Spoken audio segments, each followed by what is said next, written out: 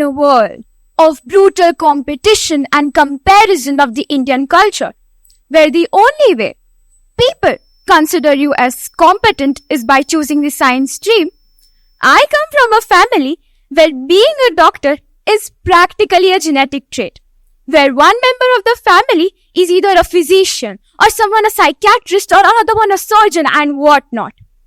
Now, you might have gotten the idea that I am standing here today to proudly declare that I'm going to be a doctor too. But no, I did the unthinkable. I chose the humanities stream. That's right. I traded in the stethoscope for the Shakespeare.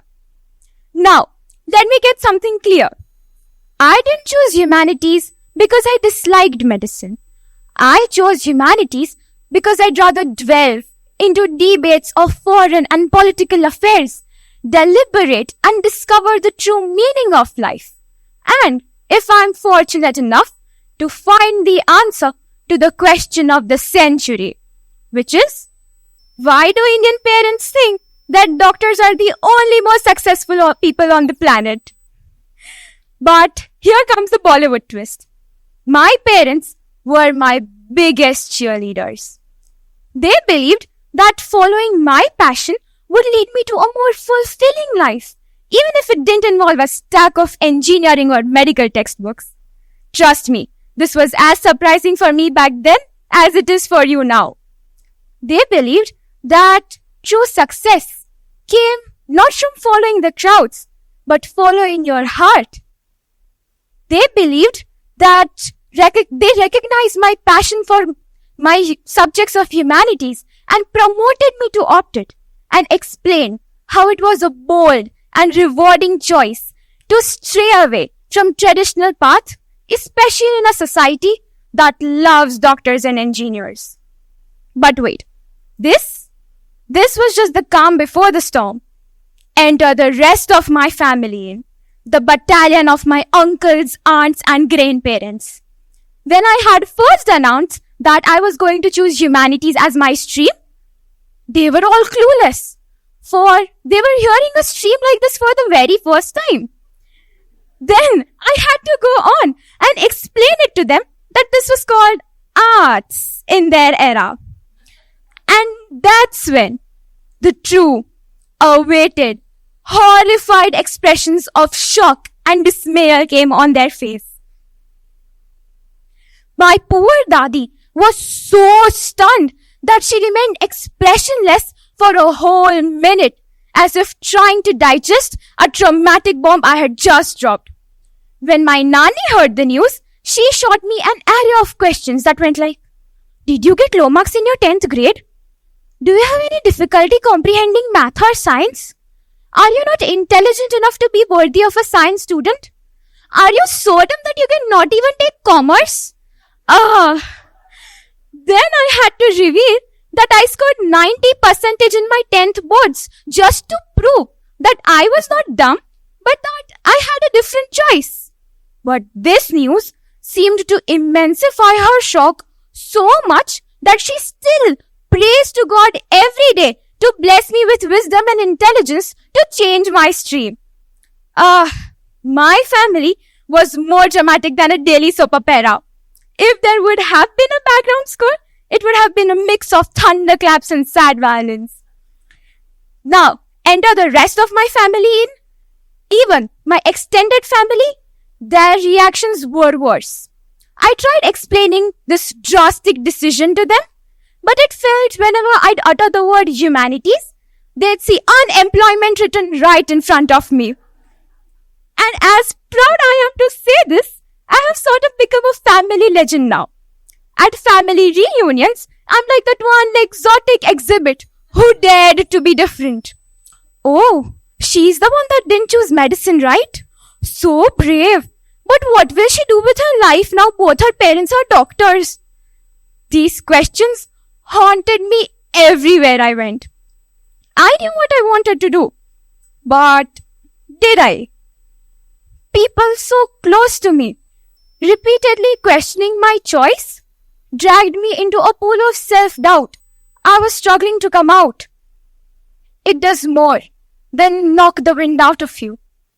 It crushes your soul when people tell you you're not good enough or you're not strong enough to handle the pressure.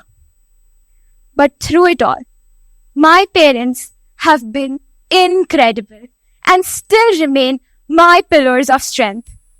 At moments like these, they'll never forget to constantly nag me by saying, do not let people with small minds convince you that your dreams are too big. They explained that true success doesn't come by fitting in a mold laid out by the society for you, but it comes by breaking free and doing what you love with all your soul. And it was then when I was sure that I was about to embark on a journey I loved and will love, and that I was someone different who had different views of what my career should look like. And the sooner I would accept that, the less bothered I would be about the comments coming from other people. I believe that it is our uniqueness to take chances, to pursue what we love, that gives us the freedom to grow, to fall, to explore, to evolve, and to navigate an independent reality led by a perspective of our own. I know that there are many stories like mine where you might think that you are supposed to take a path that everyone naturally expects of you. But I am here today to tell you to dare to dream, to dare to be wise, to be unique, to be different, to be you. Choosing the humanities in an Indian household feels strikingly similar to the feelings of a lone zebra thrown into a pack of hungry wolves. You're the odd one out, and everyone's wondering why you don't just blend in. But if all we ever did was blend in, we never create anything new. We never discover anything new. We never break boundaries or challenge norms. Following your passion, even when it's not the most popular choice, is one of the bravest things you can do. It is about listening to that inner voice that says, this is what I love and this is what I want to do. And having the courage to pursue it, no matter what the world might say. So, here's my message to all of you. Whether you are choosing a career path or just figuring out what you love, do not let expectations of others dictate your choices. Be valiant enough to sail your own ship amidst the tides of societal pressure and chart your own course. Be fearless in the pursuit of what sets your soul on fire. Hence, always remember, the world needs all kinds of people.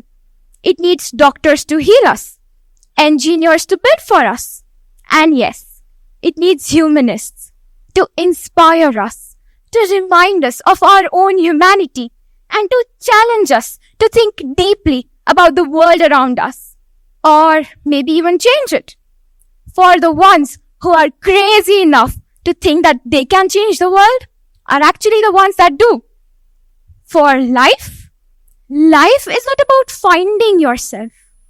Life is about creating yourself. And sometimes risking it all, risking everything for a dream that no one really can see but you.